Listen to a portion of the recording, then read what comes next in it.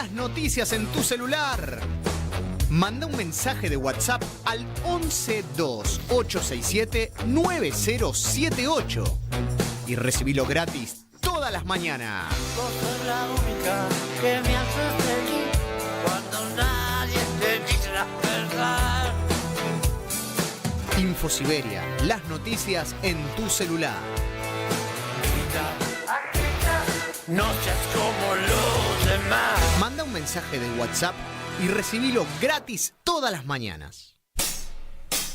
¡Ah, sí! Si quieres ver un paraíso, solo mira a tu alrededor y velo.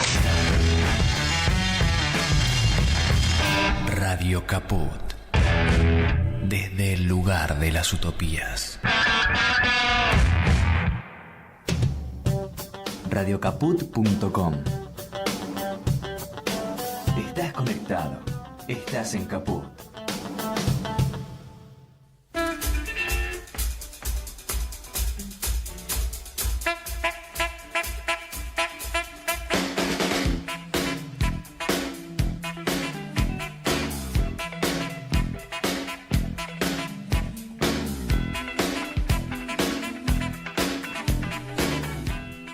Buenas tardes, queridos oyentes. Esto es Hasta que todo sea como lo soñamos. Mi nombre es Ricardo Capdevila. Hoy el programa está dedicado a los damnificados por los incendios en Mallín Ahogado, El Bolsón, provincia de Río Negro,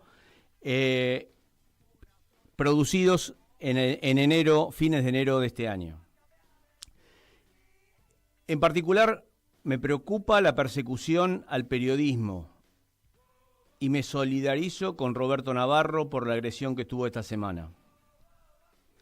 Agradezco la oportunidad de esta radio, que esta radio me da, para comunicar y reflexionar, en particular a su titular Juan Martín Ramos Padilla, al operador Martín Loza, Jorge Pardés, Tatiana Ibarra e Ignacio Sábato. Los incendios intencionales en El Bolsón, Mallín Ahogado, se iniciaron como primer foco en el Cajón del Azul. Pero se han detectado otros focos iniciales y luego el viento, los fuertes vientos de esa época, fueron llevando el fuego de un lugar a otro. En este primer video que vamos a ver, el testimonio de Silvia, de la organización De Sur a Sur. Estamos en El Bolsón, con la columna Juana Zurduy, que llegó ayer. Estamos con Silvia, de la organización De Sur a Sur. De Sur a Sur. Y evidentemente estamos trabajando, venimos en solidaridad con los damnificados por los incendios ocasionados en El Bolsón en febrero. Y estamos haciendo tareas solidarias. Estamos en algunas localizaciones trabajando solidariamente en la reparación. Así es. El incendio se produjo en Mallín Ahogado, zona productiva, paraje rural. Así que en dos lugares productivos están comenzando a trabajar, que tienen que ver con hacer alambrados, cercos de la huerta, y en reconstruir una casa y colaborar en la limpieza de los alrededores de la casa. Tareas varias, porque realmente los compañeros se han puesto a disposición de los dueños de los lugares y van preguntando qué hace falta, qué es lo que es necesario. Y bueno, por suerte se cuentan con la mayoría de los materiales para poder trabajar.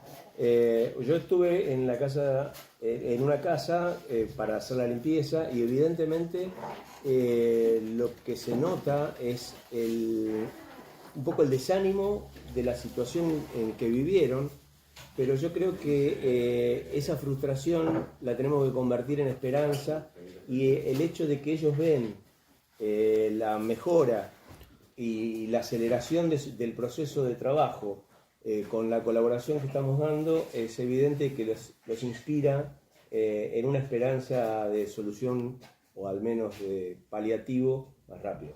Exactamente, eso funciona así tal cual lo describís, y de hecho lo hemos ido viendo en diferentes casas que estaban decididos a no construir en esta temporada, no empezar la construcción, y esperar a la primavera, y sin embargo se ha hecho en el otoño, se ha hecho la primavera con la solidaridad de muchos y muchos que están colaborando, no solo ustedes. No somos solo nosotros. No, hay muchos más colaborando, incluso los vecinos que están trabajando en otras casas.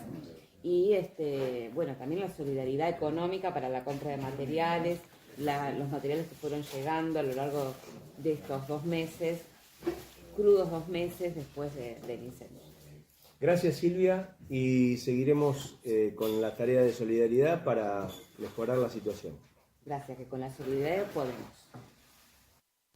Bueno, este fue un primer video en donde nos encontramos con Silvia de la organización que nos recibe para darnos las orientaciones en las tareas que íbamos a hacer como columna Juana Zurduy. Fuimos 19 colaboradores, 19 miembros de la columna a trabajar a Mallín. Ahora vamos a ver un segundo video con una síntesis en donde muestra imágenes del incendio y algunas tareas solidarias.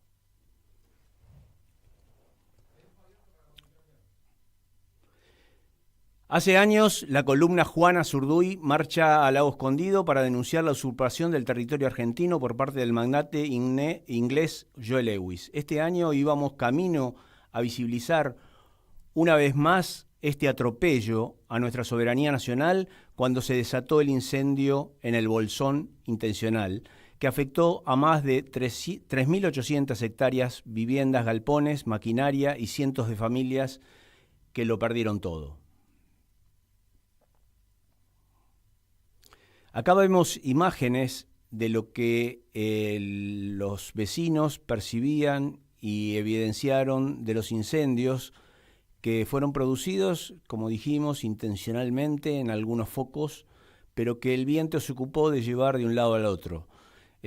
Más allá de la asistencia que tuvieron de bomberos y de brigadas improvisadas de vecinos, evidentemente esto fue desbordado.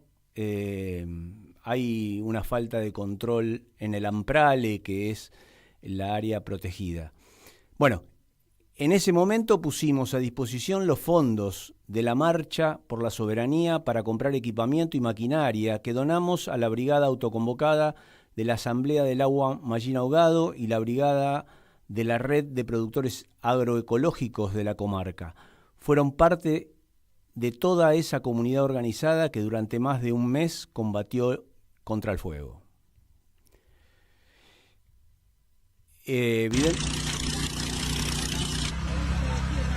Acá son algunas tareas que se hacían en ese momento. Los incendios cesaron, pero todavía queda la laboriosa tarea de reconstruir lo que fue arrasado. Fue por esto que decidimos redireccionar nuestra acción. Desde el lunes, compañeros y compañeras, o sea, desde el lunes 14 creo que fue, compañeros y compañeras de distintos puntos del país nos encontramos en la Brigada Solidaria de Juana Zurduy trabajando junto a vecinos y vecinas del lugar. Estamos realizando tareas de limpieza, alambrado y reconstrucción. Ustedes ahí ven una casa construida en madera, la limpieza de distintas zonas, el uso de la motosierra positiva en cuanto a cortar madera para los pilotes de las casas.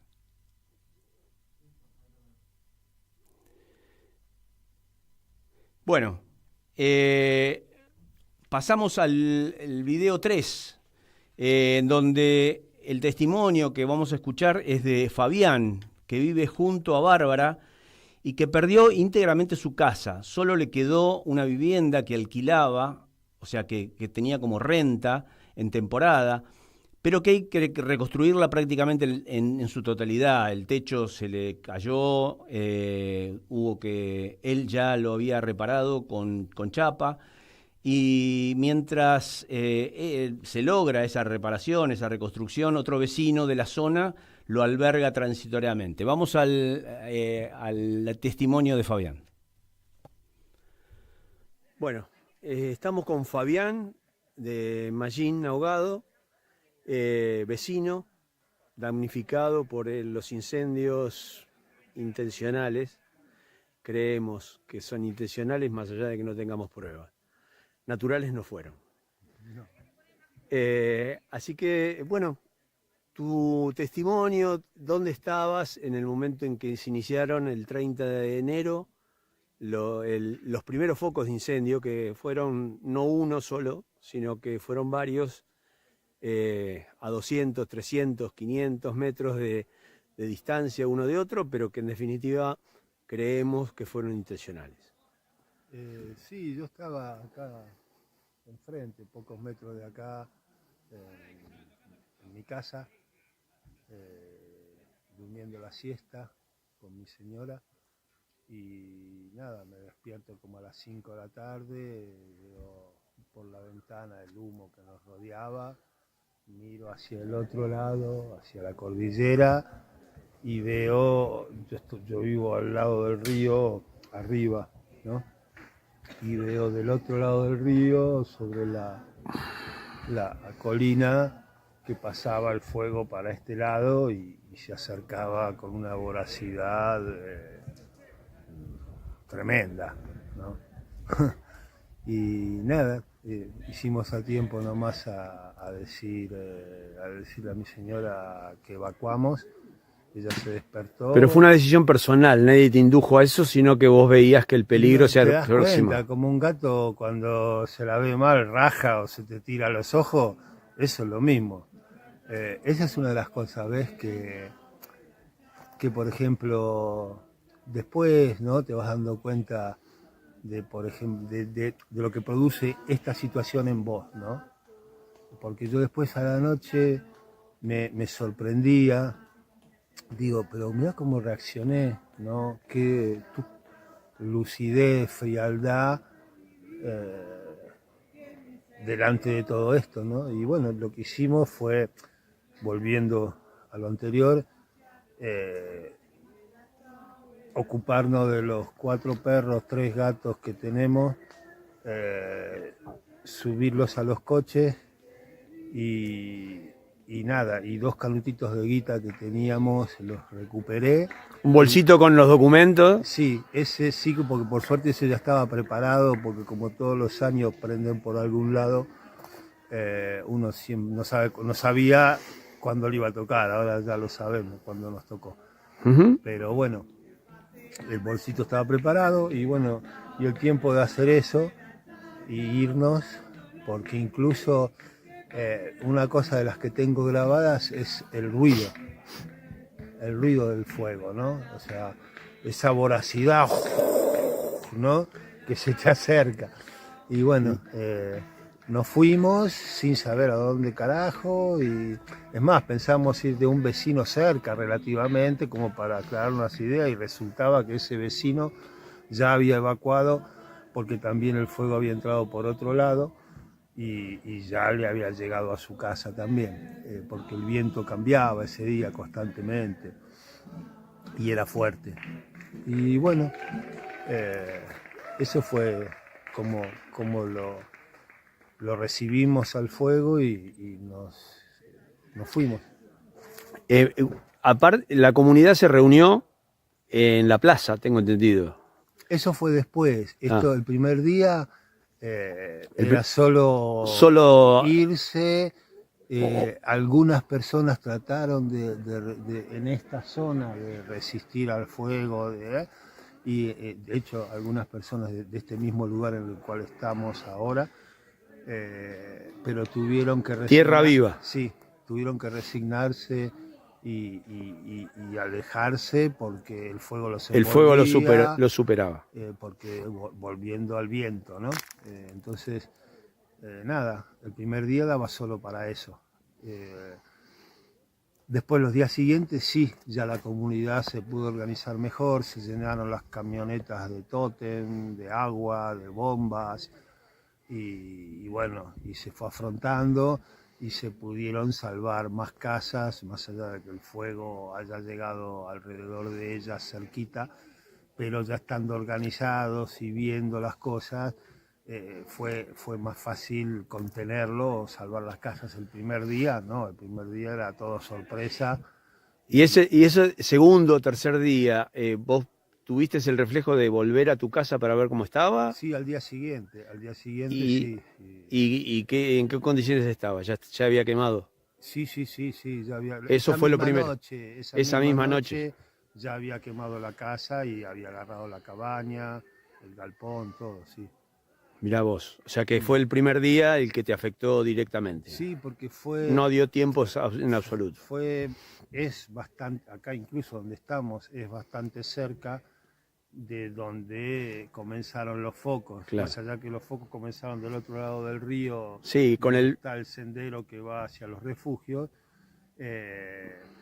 Más o menos por esa zona fueron los 3, 4 focos. Pero el fuego guiado por el viento llegó muy rápido a tu zona. Sí, y hasta eso, yo digo, como vos decías al principio, ¿no? Uno no lo puede demostrar, no lo puede saber, y a veces uno trata de no ser conspiranoico y esas cosas, pero es muy difícil no pensar que quien lo hace, porque si hoy en día hasta yo que no sé ni usar un celular, si quiero saber el pronóstico de acá a 15 días o a un mes, lo consigo hacer. Imaginémonos quienes hacen estas cosas, quienes piensan estas cosas.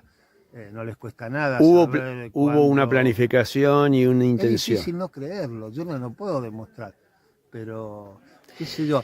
Y porque incluso si esto lo vas viendo con el incendio de años anteriores en otros lugares, en Golondrina, coincide siempre, que siempre los días de incendio son días de particular temperatura alta, de particular cantidad de viento, etc. O sea, con condiciones ideales para que se propague, ¿no?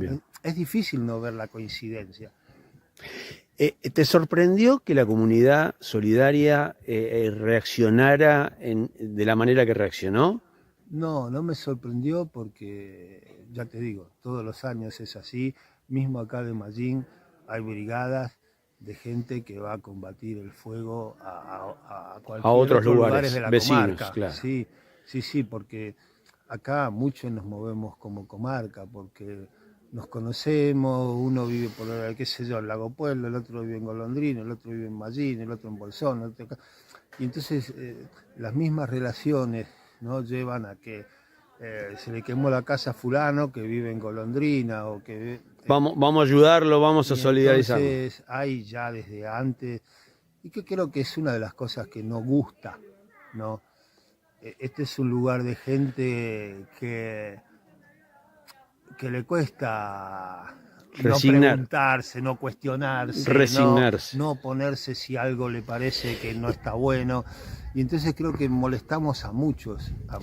¿Y tenés alguna noticia o alguna versión de algún vecino que se haya resignado y diga, bueno, yo de esta no sigo, me voy, me mudo? No, pero no descarto que pueda haber alguno. Porque creo que también esas son las intenciones de este tipo de cosas, ¿no? Justamente el negocio inmobiliario que propicia ese tipo de cosas. Se desahucie, se vaya, y aparte, si vos vendés una cosa así como está acá, el valor es nada. Sí, ¿no? Pero más allá de que ellos de acá un par de años después le puedan sacar una bocha de plata, ¿no? Sí, obviamente lo reconstruyen, lo van reconstruyendo incluso hasta con la vegetación. Sí, no, aparte no sé si mucho les interesaría eso, porque acá, por ejemplo, en lo que está, porque hay muchos niveles acá, ¿no? Es como cuando lo hablo digo como si fueran las matrioscas, ¿viste? Están los intereses de los más bajitos, los intereses más intermedios, los intereses más altos y los intereses que están por allá arriba.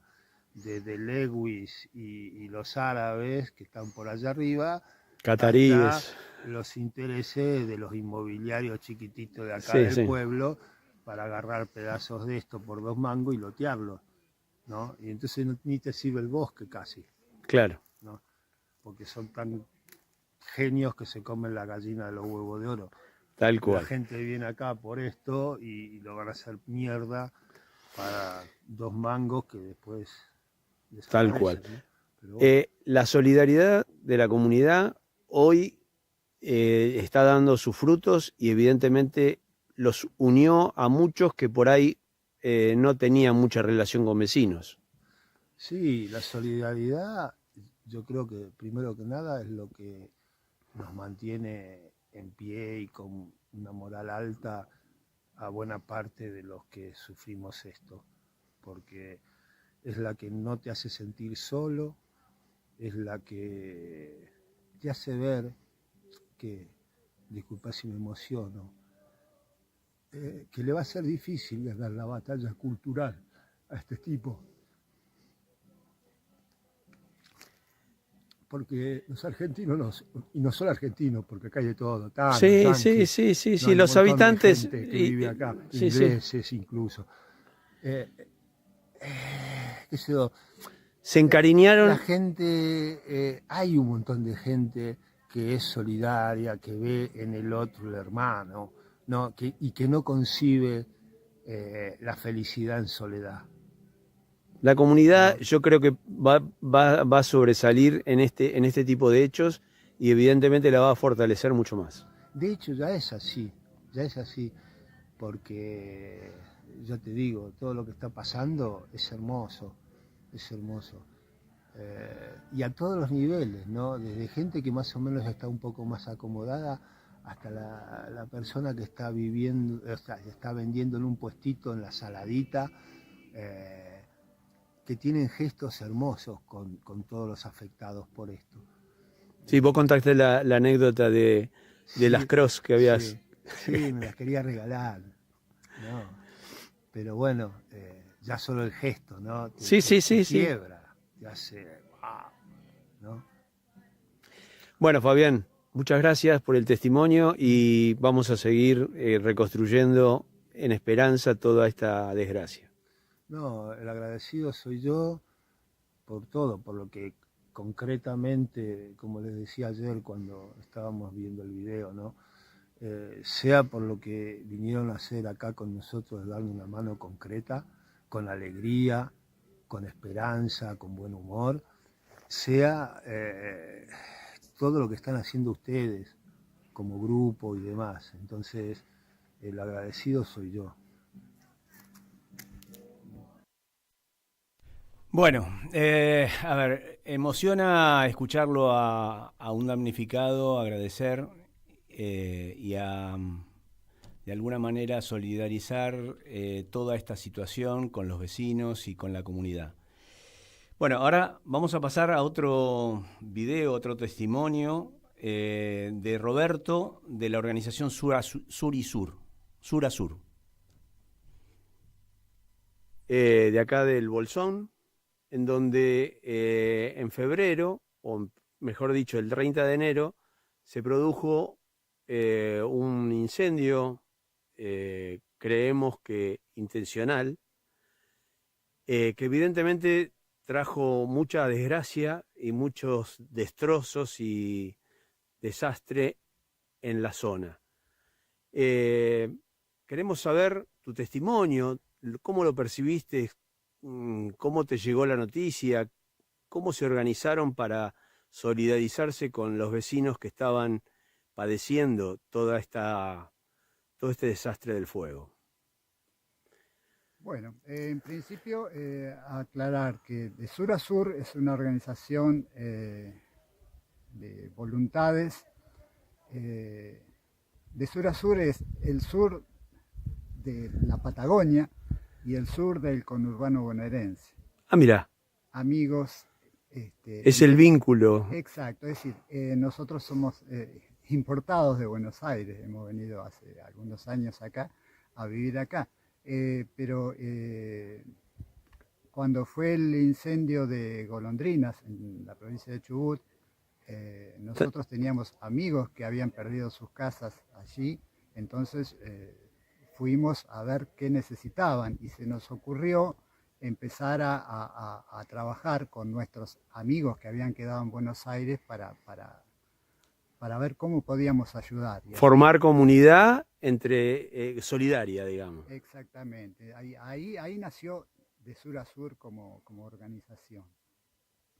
Logramos ayudar hasta donde pudimos. Y bueno, ahora el 15 de enero se produjo el incendio en Epuyén. Ajá. Anterior a este de Mallín. Anterior al de Mallín. Así que salimos para Epuyén y tratamos de ver cómo podíamos ayudar. Reactivamos de sur a sur. Y justamente el miércoles 29, 29 de enero, estábamos reunidos por Zoom con los compañeros y las compañeras de Buenos Aires tratando de reactivar el laburo solidario. Solidario, sí. Y justamente al día siguiente, a las 4 de la tarde, nos enteramos que se había iniciado un fuego en el Ampral, en el área protegida de Lago Azul, Río Azul. Río Azul, Lago Escondido. Así que desde nuestra casa nosotros tenemos un panorama bastante interesante de vista y empezamos a ver las columnas de humo. Después nos acercamos a otro lugar donde teníamos una visión más amplia de la situación y vimos que el fuego ya estaba bastante activado. Avanzado. Así que, bueno, nos empezamos a preparar. Afortunadamente nosotros tenemos una conexión con el SPLIT, el Servicio de Prevención y Lucha contra Incendios Forestales de la provincia de Río Negro, donde trabajamos en esto que es la prevención, y estamos equipados con motobombas y algún que le llaman tótem, un reservorio de agua que se puede poner arriba de la camioneta. Que es como un cubo de plástico reforzado con algún metal afuera. Y bueno, cargamos todo en la camioneta y nos pusimos a ver cómo reaccionaba el fuego y a dónde podíamos ir. De hecho, bueno, estuvimos los primeros días haciendo el aguante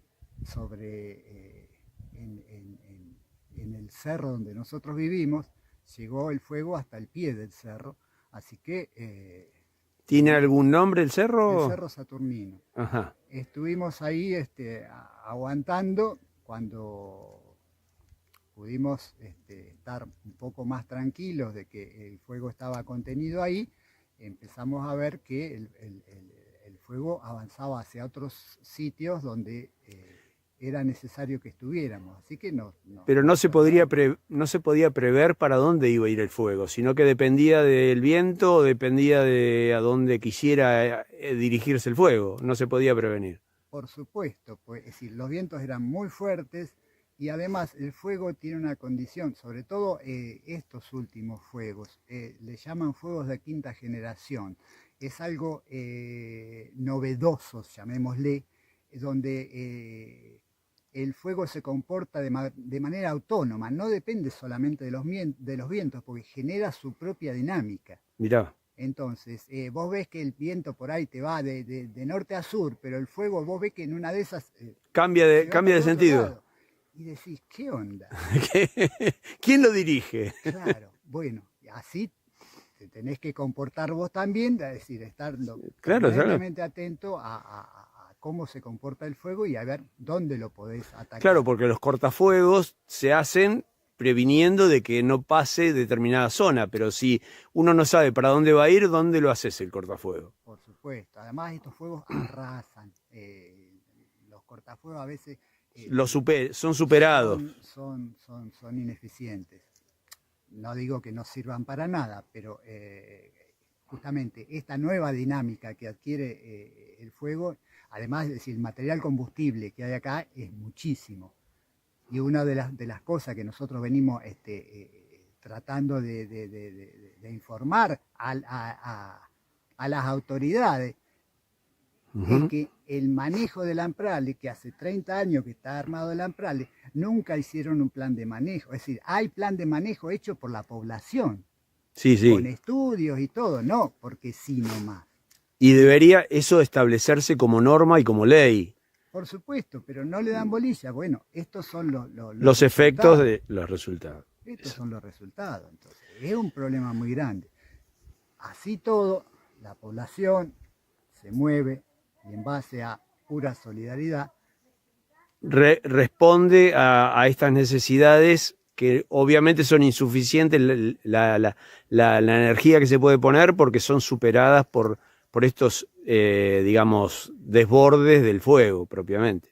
Exactamente. Entonces, bueno, gracias a ver, y no quiero menoscabar el trabajo de las instituciones, porque tanto Split como bomberos se han comportado muy bien en esta situación. Claro, pero fueron superados. Totalmente. Es decir, además sabemos que está, es decir, el Split como organismo provincial está desfinanciado decididamente. Tiene muy poca gente y tienen el recurso limitado. Sí, sí, Bueno, sí. Por eso fue tan importante el trabajo de la población en este caso. Que espontáneamente, por solidaridad, se coordinó en tareas de ayuda y de sofocar el incendio como con los materiales y las herramientas que se tenían. Por supuesto, y de hecho hay grupos de vecinos, hay pequeñas brigadas autoconvocadas que se van... se van formando, se van organizando. Exacto, y adquieren algunos insumos. Nosotros, de hecho, con mi compañera, pertenecemos a la Brigada Forestal de Machín Ahogado, que es un grupo de jóvenes, nosotros somos los jubilados de la brigada, pero es un grupo de jóvenes que tienen mucha iniciativa, mucha interés en superarse, incluso hacen cursos y todo lo demás, como para estar preparados para ayudar en estos casos. No fue un solo foco de incendio, sino que fueron varios y no fueron en el mismo momento, no fueron simultáneos, pero fueron planificados de alguna manera. O sea que esto no fue causa natural, ni hubo cierta intencionalidad. A ver, no tenemos los elementos para decir quién fue, cuál fue la intención, ni quién fue. Lo que sí podemos decir, porque es un hecho concreto y palpable, de que el fuego se inició en un lugar donde no transita gente.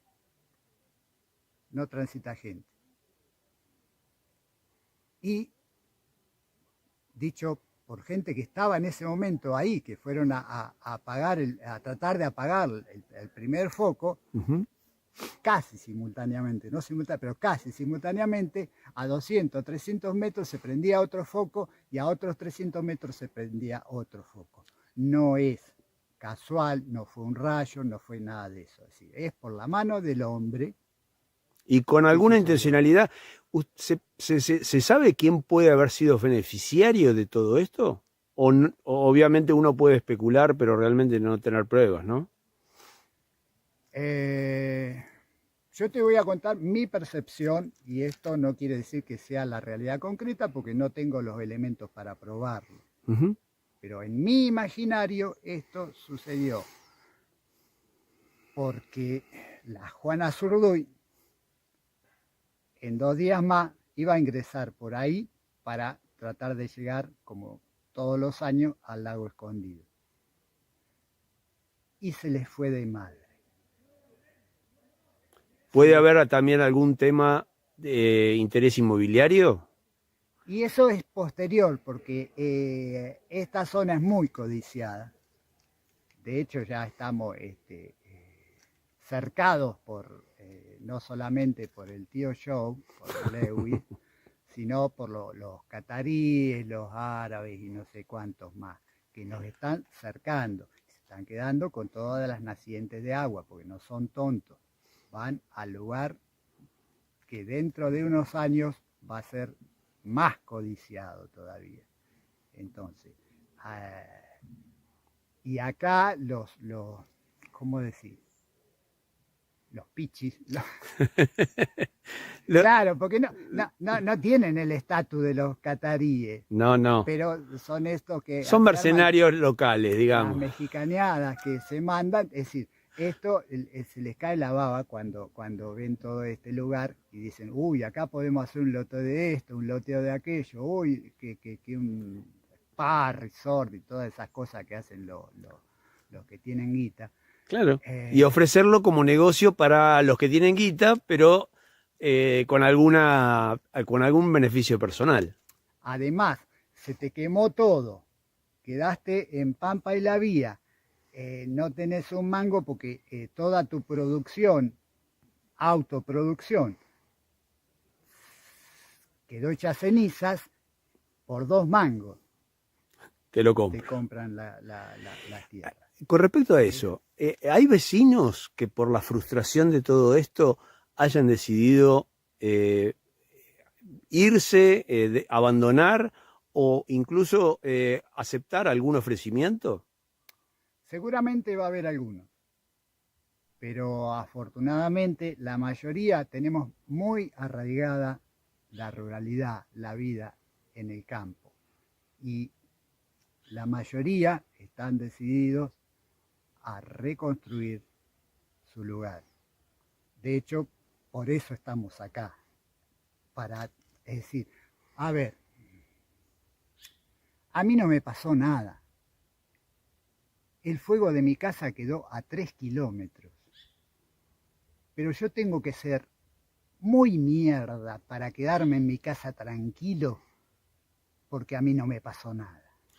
Y puede pasar que la intencionalidad de esto se haya convertido justamente en un boomerang contrario al objetivo y que toda esta situación haya unido a muchos más personas o vecinos que por ahí estaban alejados o que estaban, digamos, no comprometidos con la comunidad, y esta solidaridad los convocó a ayudar a sus vecinos. De hecho está sucediendo, es decir, gente que nosotros por ahí nos mirábamos medio de costado, que yo, nos juntamos.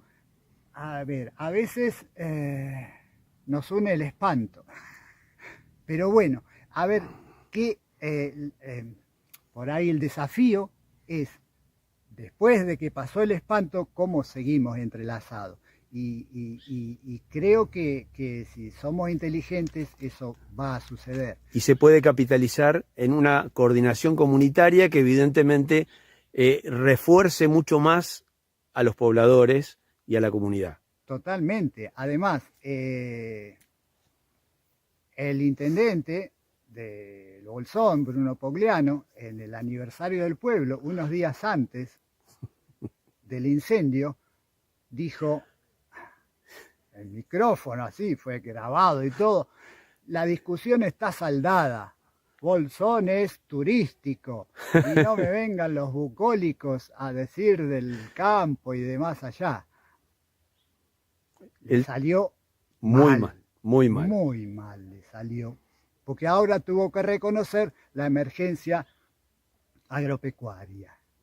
Entonces, se tuvo que enterar de que en el campo vivía gente, hay una producción muy rica, muy interesante. Y que es una comunidad organizada hoy que evidentemente va a resistir a esas empujones que da la sociedad capitalista o la sociedad con intereses inmobiliarios que quiere desplazar a los actuales poseedores. No te quepa duda de que va a haber resistencia.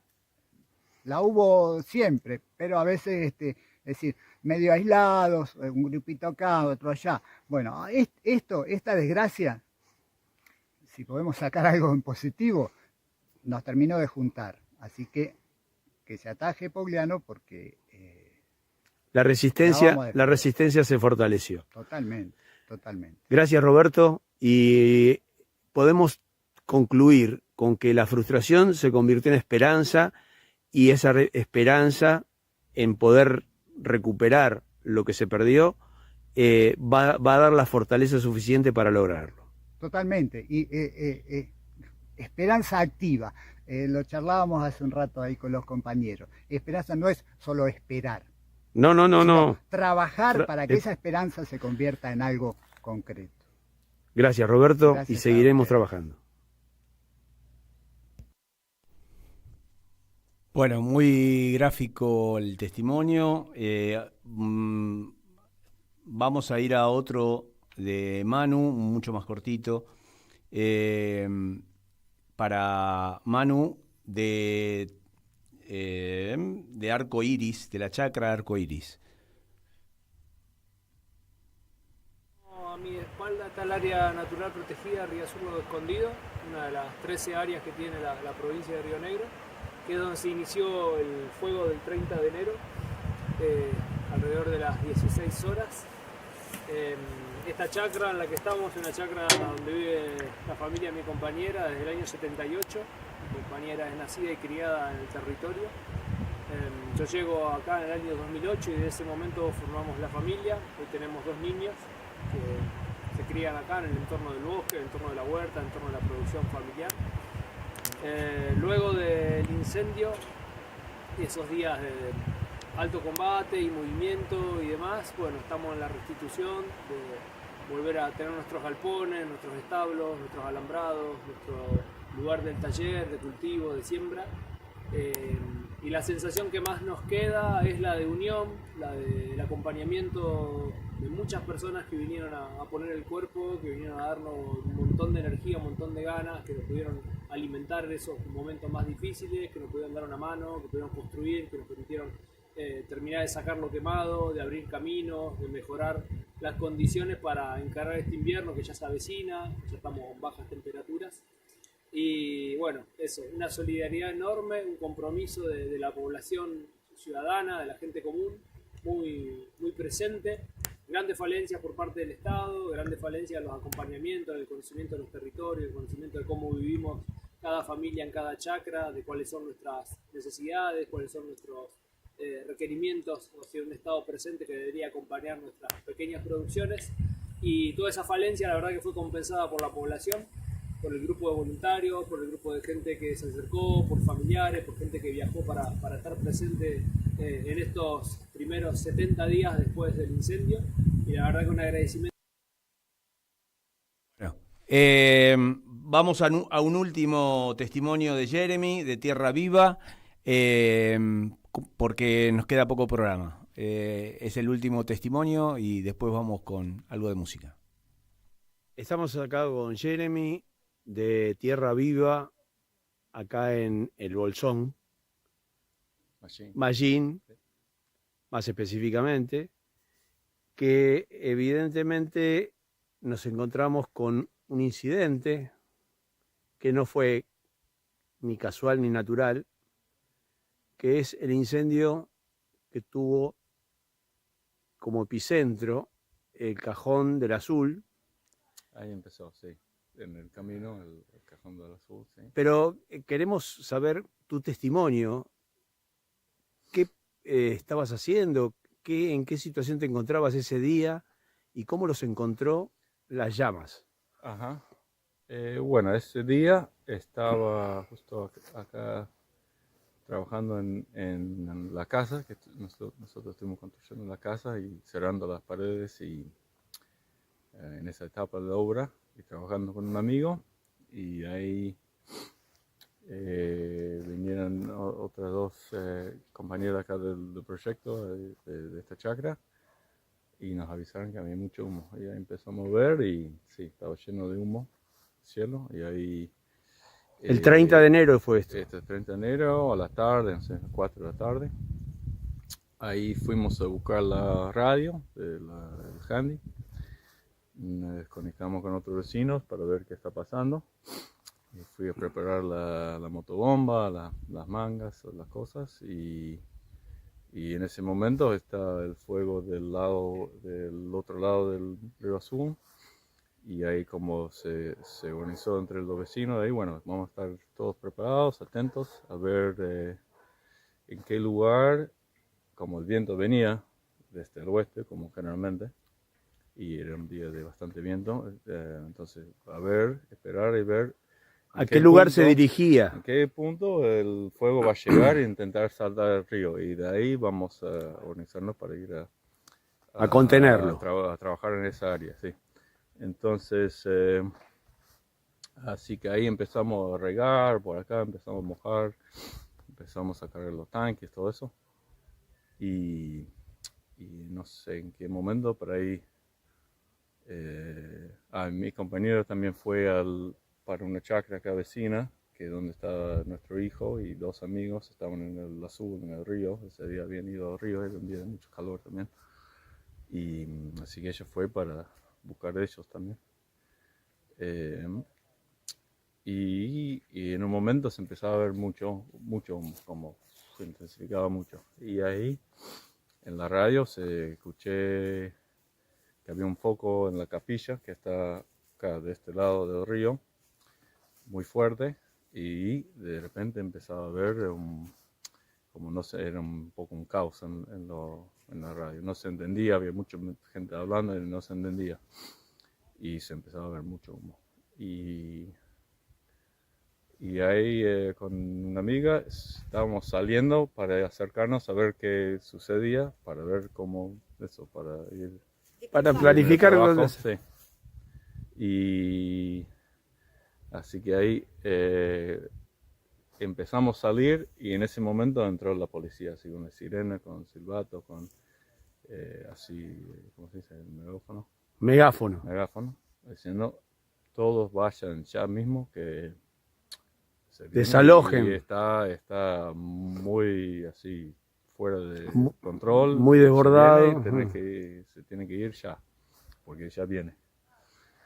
Y así que, bueno, justo en ese momento también llegó mi hijo con otro amigo, estaba re asustado, que habían ido corriendo de empezar a ver todo el humo, estaba muy cerca. Y éramos, sí, muchas personas, y en ese momento no daba para quedarnos. Entonces dijimos, ¿qué hacemos? Nos dejamos cosas regando y ahí nos fuimos. Y llegamos al asfalto y ahí había muchos otros vecinos, muchos otros amigos parados y mirando. Y estaba, pero todo un cielo rojo y humo, todo tapado de humo. Y me acuerdo mucho en ese momento en un momento se abrió un poco esa nube de humo y se veía una llamaradas gigante. Derecho arriba estaba ya en el asfalto. Entonces, no sé si fueron 20 y 30 minutos que tardó entre que cruzó el Río Azul y fue volando hasta el asfalto, ahí a muchos metros de distancia. Así que... No fue mucho tiempo. No, fue muy rápido. Había mucho viento muy fuerte ese día, condiciones así, todo venía muy seco y mucho viento, mucho calor y estuvo así muy salvaje. Así que ahí bajamos al pueblo y se encontraron muchos en una plaza de Machine, mucha gente de Machine en una plaza en el pueblo. Más tarde con dos amigos decimos, bueno, vamos a subir a ver qué onda, tipo las 8 de la tarde. Volvieron al lugar en donde ustedes estaban. Volvimos hasta aquí, sí. Y no se había quemado todavía. Ahí agarramos la motobomba y nos organizamos y fuimos a la esquina donde estaba el fuego, como intentando pasar por el camino, y estuvimos ahí trabajando y había otro grupo de gente. Y hasta un punto en la noche, que ahí ya a las 11 de la noche se empezó a ver mucho viento de vuelta y ahí todo. Volvieron a tener que irse. Ahí, bueno, aguantamos lo que pudimos, pero ya llegó un momento que dijimos que no, esto ya nos supera, y éramos pocas personas, entonces ahí nos fuimos. No había asistencia ni de municipalidad. No, como era el primer día y se había desparcido explotado a un área tan grande y con tanta fuerza. Y no había entonces no había tanta gente todavía y los bomberos, los vecinos que estaban trabajando estaban así, en otras zonas, atajando donde se podía porque estaba frente de todos lados. Claro. Entonces acá éramos pocos y como que ya había pasado la frente más fuerte, pasó hacia el este y no se había pasado a un camino, al callejón del 103, no había cruzado de este lado. Entonces, como la frente principal estaba por allá, pero después con ese viento que levantó más en la noche, ahí se revivó toda esa parte y ahí empezó a caminar con todo hacia acá, claro, hacia más al sur. Y no había forma de pararlo. No, éramos pocas personas y una fuerza superior. En la fuerza superior de las lenguas de fuego. Sí, el fuego estaba así, muy zarpado, muy salvaje. Sí. El tema es, ¿qué sentías vos en el momento de que los superaba la lengua de fuego respecto de la impotencia, la frustración de no poder o de no poder llamar o no poder pedir colaboración? O sea, ¿te sentiste un poco desamparado? Sí, hasta que pudimos hablar con otros vecinos de brigadas en la radio, pero no daban abasto. Era una situación superior a lo que se podía controlar. No hay protocolos, no hay, digamos, organización. Sí, hay. Y en la escuela encontramos con bomberos y le dijimos, mira, se está replicando. De vuelta en las personas, sí, sabemos, pero había, era más, no había alcance de gente. Sí, estaban superados por... Después, tercer día, 4, 5, 6, 7 días ahí, éramos cientos o miles de vecinos acá trabajando y era otra cosa. Y eso también hizo que no se expandió más. Porque claro, también surgían días hubo días de viento que se picaba todo de vuelta varias veces. Puede haber sido mucho peor, pero ahí ya habían cientos de personas ahí trabajando. El origen, ¿se sabe de cuál fue el origen? ¿La intencionalidad del origen? No, yo la verdad no escuché claramente, pero ¿dónde se empezó? Sí, es una parte de la picada del azul, de lo que entendí, no era tampoco tan cerca del sendero. Y bueno, se sabe de que las condiciones eran perfectas para... O sea, no fue natural. Y podría ser, puede haber sido descuido, puede haber sido intencional. No había un rayo ese día, hubo algo fue inducido por el humano. Bueno. Y al ser intencional, ¿puede haber habido algún beneficiario de todo esto? Es que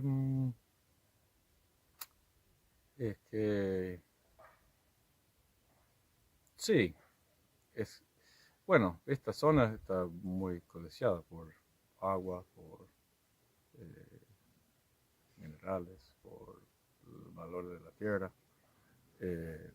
Entonces hay muchos intereses. Ahora, si este fuego particular era parte de algún interés, no hay demostración. No sé, pero sí lo sé de que después hubo mucho, como se generó toda una situación muy caótica de repente hay, entre todas las informaciones que va surgiendo, después hay gente que dicen que están intentando prender, se encuentran pilitas de ramas que se generó toda una situación de había mucha fuerza entre los vecinos trabajando juntos y a la vez había un estado de alerta pero altísimo de que había gente que quizás no estaban haciendo o bueno, que se prende un fuego en el medio de este incendio cuando están todos trabajando acá y se prende un fuego a las 2 de la mañana en Pedregosa y del 8. Eso no se prende. No es natural. 2 de la mañana no es natural. No, eso. Nos quedamos sin programa. La verdad, todos testimonios muy realistas de lo que se vivió en el Bolsón a partir de ese 30 de enero. Bueno, nos vamos con León Gieco y Memoria para no perderla. La memoria, este tema emblemático para ustedes.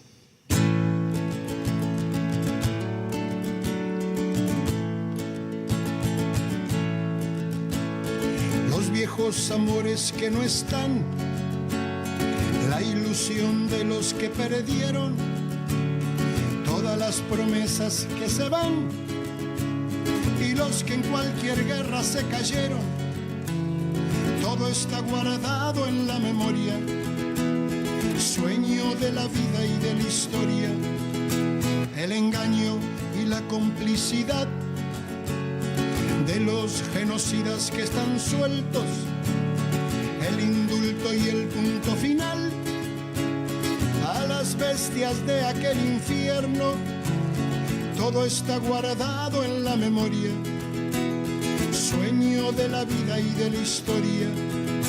La memoria despierta para herir a los pueblos dormidos que no la dejan vivir, libre como el viento.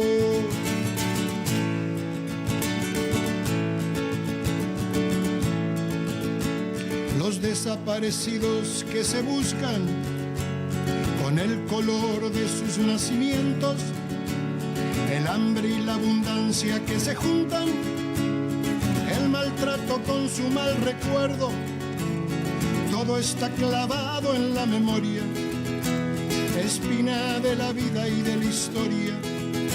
2000 comerían por un año con lo que cuesta un minuto militar. ¿Cuántos dejarían de ser esclavos por el precio de una bomba al mar? Todo está clavado en la memoria, espina de la vida y de la historia. La memoria pincha hasta sangrar a los pueblos que la amarran y no la dejan andar, libre como el viento.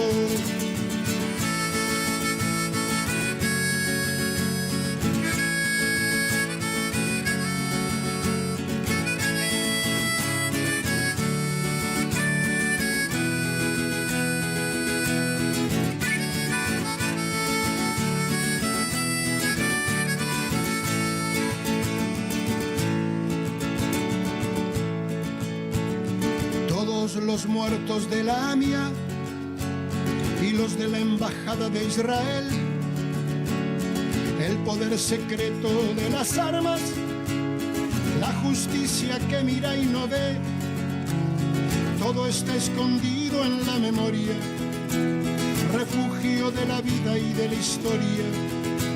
Fue cuando se callaron las iglesias, fue cuando el fútbol se lo comió todo, que los padres Palotinos y Angelelli dejaron su sangre en el lodo.